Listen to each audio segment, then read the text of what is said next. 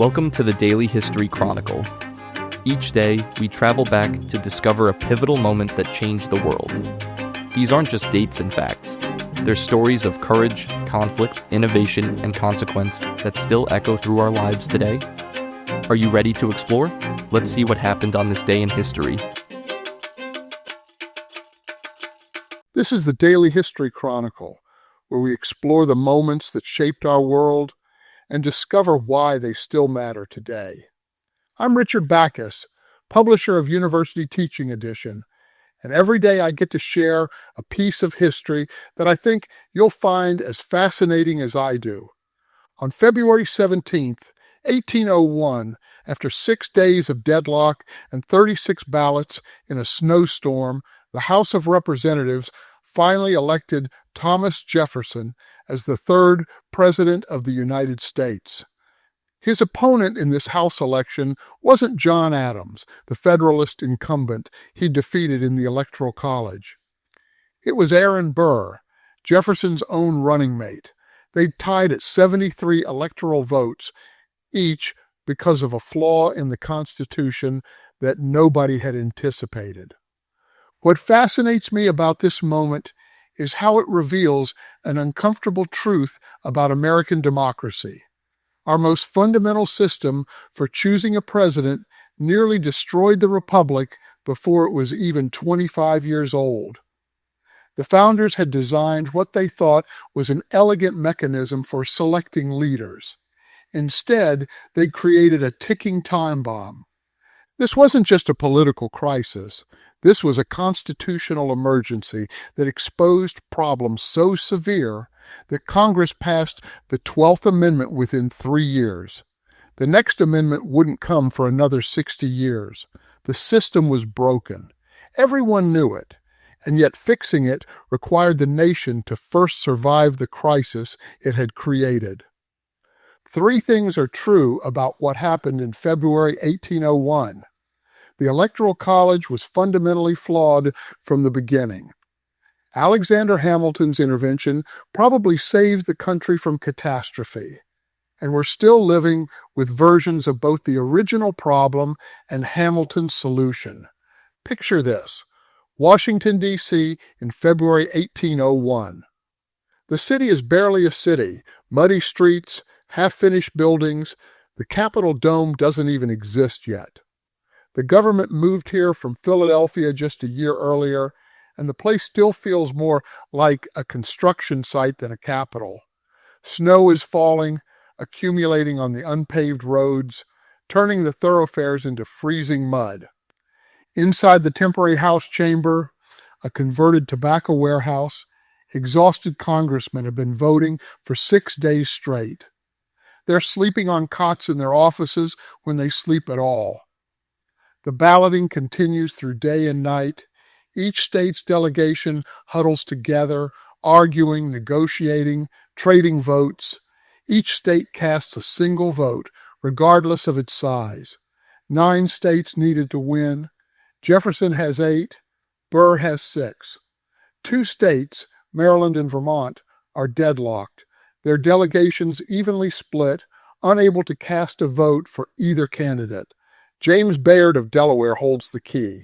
He's the only congressman from his state, which means he controls Delaware's entire vote by himself.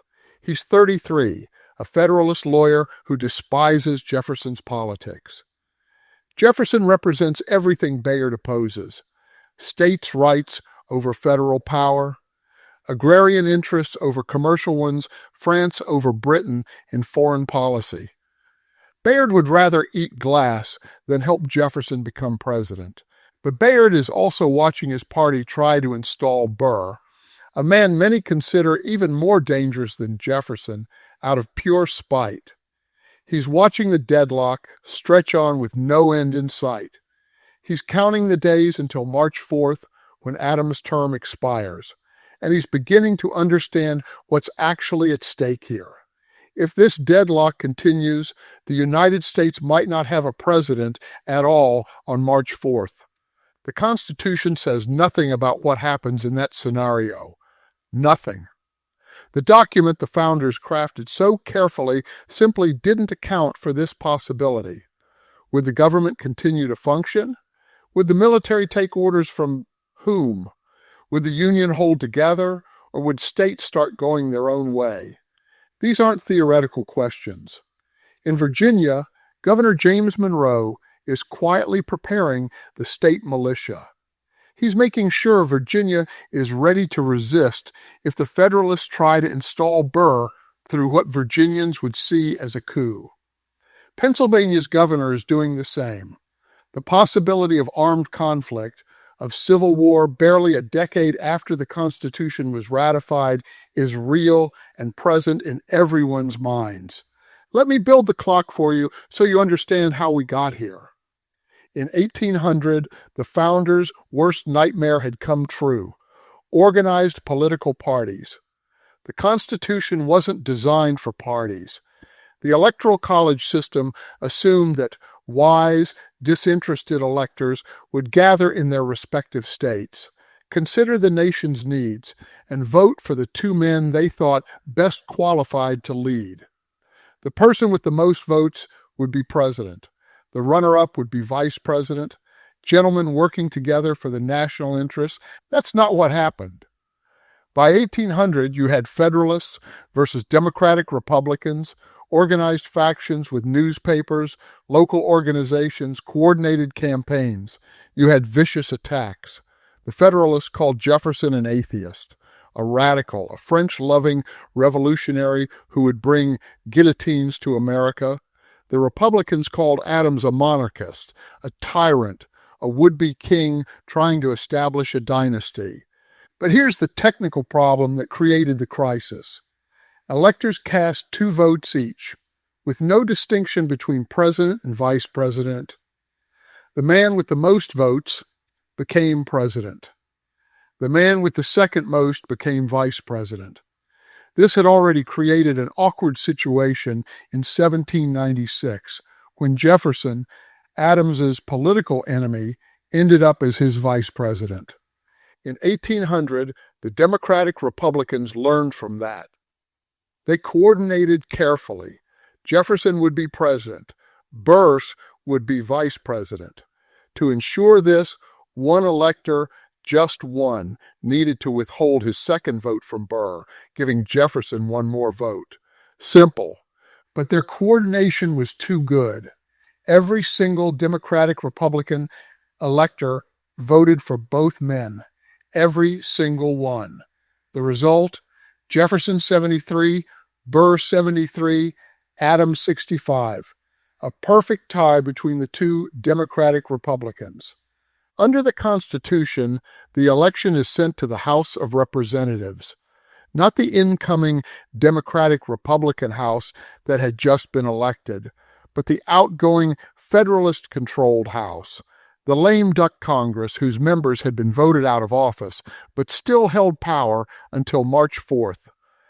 Think about the position this created. The people had spoken.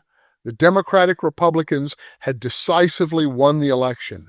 They'd won the presidency and both houses of Congress. The Federalists had been repudiated at the polls.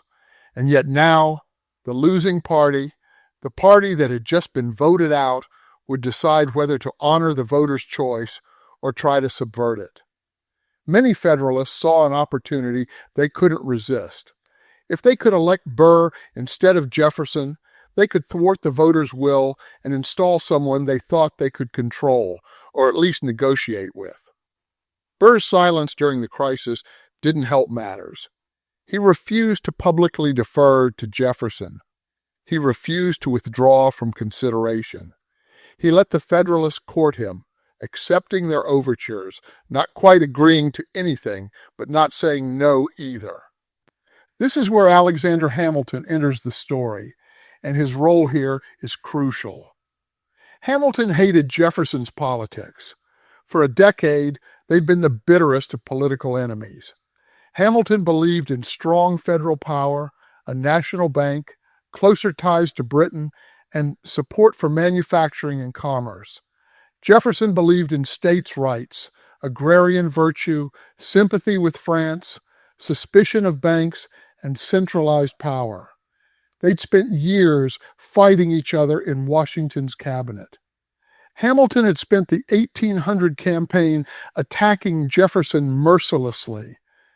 But Hamilton knew Aaron Burr. They'd both been New York lawyers. They'd both been Revolutionary War officers. Hamilton had watched Burr's career for 20 years, and Hamilton concluded, reluctantly, painfully, that Burr was far more dangerous than Jefferson. Jefferson and Hamilton believed that Jefferson was wrong about almost everything. But Jefferson had principles. Jefferson believed in his vision for America, misguided though Hamilton thought it was. Jefferson could be trusted to act in accordance with his stated beliefs. You might disagree with him, but you knew where he stood. Burr, Hamilton decided, had no principles at all beyond his own advancement. Burr would say anything, promise anything, betray anyone if it served his interests. Burr was brilliant, charming, capable, and utterly without the moral compass necessary for the presidency. At least Jefferson's wrong principles were still principles. Burr's absence of principle was far more dangerous. So Hamilton wrote letters, letter after letter to Federalist congressmen. For heaven's sake, he pleaded in one, let not the federal party be responsible for the elevation of this man.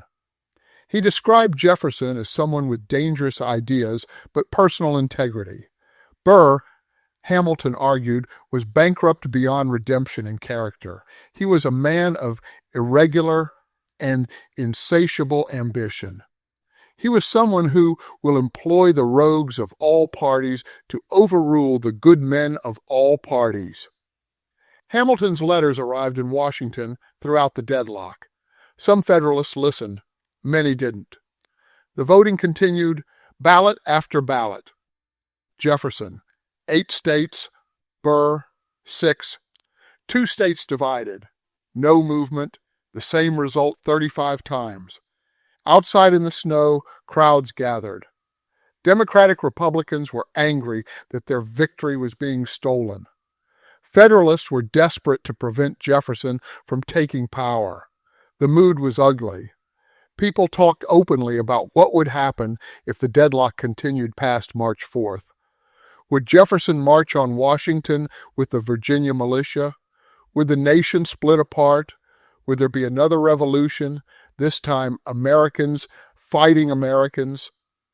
On February 17th, the 36th ballot approached.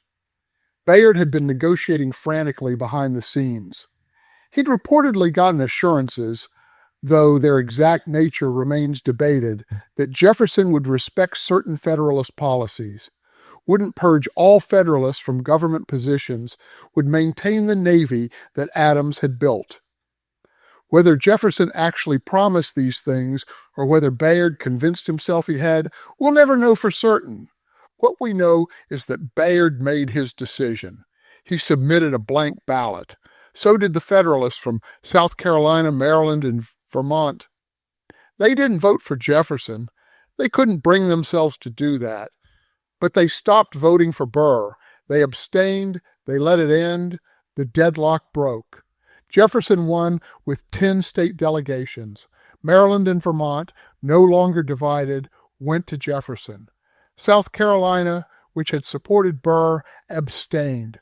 Delaware, through Bayard, abstained. The Union survived. Here's what troubles me most about this moment. The system failed. It failed completely and catastrophically. And the only reason the Republic didn't fall apart was that a handful of men in a room made the choice to put country above party at the last possible second. That's not a system. That's luck. That's individual virtue in a moment of crisis. You can't build a stable democracy on the hope that individuals will rise to the occasion when the machinery of government breaks down. We're still living with the consequences of this crisis. The 12th Amendment, ratified in 1804, required separate ballots for president and vice president. It fixed the immediate problem: no more ties between running mates. But it didn't fix the Electoral College itself. It didn't address the fundamental issue of whether the electoral vote should align with the popular vote. It didn't solve the problem of what happens when the system produces a result that seems to contradict the will of the people. We've had 5 elections where the Electoral College winner lost the popular vote: 1824, 1876, 1888, 2000, and 2016. Every time we have the same debate. Every time roughly half the country argues for abolishing the Electoral College, while the other half defends it as essential to federalism, to protecting small states, to preventing the tyranny of the majority. Every time, nothing changes. The arguments haven't changed much since 1801. Defenders say it forces candidates to build broad coalitions, prevents domination by large population centers, and preserves the federal nature of our system, where states matter. Critics say it's anti-democratic, that it gives some voters more power than others, and that it creates the possibility of results that contradict the popular will. Both arguments have merit. Both reflect genuine values: democracy versus federalism, majority rule versus minority protection, popular sovereignty versus deliberative republic. The founders themselves were split on these questions. They compromised, as they did on so many issues, creating a system that tried to balance competing goods. And like many compromises, it satisfied nobody completely and created new problems, even as it solved old ones. The way I see this, the 1801 crisis revealed something fundamental. Democracy is a choice we have to keep making. The Constitution provides a framework, but it has a fatal flaw that nearly killed the Republic in its infancy. It took a crisis and the willingness of men to act against their immediate political interests to fix it. And even then, they only fixed part of the problem. Think about Hamilton's role here. He sacrificed political capital within his own party to prevent what he saw as a greater danger. He spent years building the Federalist Party, defining its ideology and rallying its members. And in February 1801, he told them to let their enemy win. He told them that their hatred of Jefferson had to be subordinated to the survival of constitutional government. Some listened, many didn't. Hamilton's influence in the Federalist Party was damaged. His relationship with many party members never recovered. 3 years later, that sacrifice would come back to haunt him in a more personal way. Burr, humiliated by the election and finished politically, blamed Hamilton for his defeat. In 1804, Burr challenged Hamilton to a duel.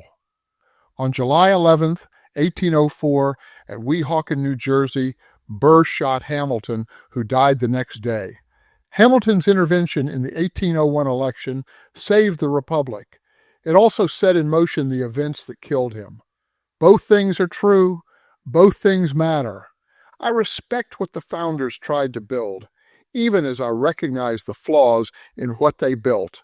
They created a system that assumed the best of human nature: disinterested wisdom, putting country before party, rational deliberation among gentlemen.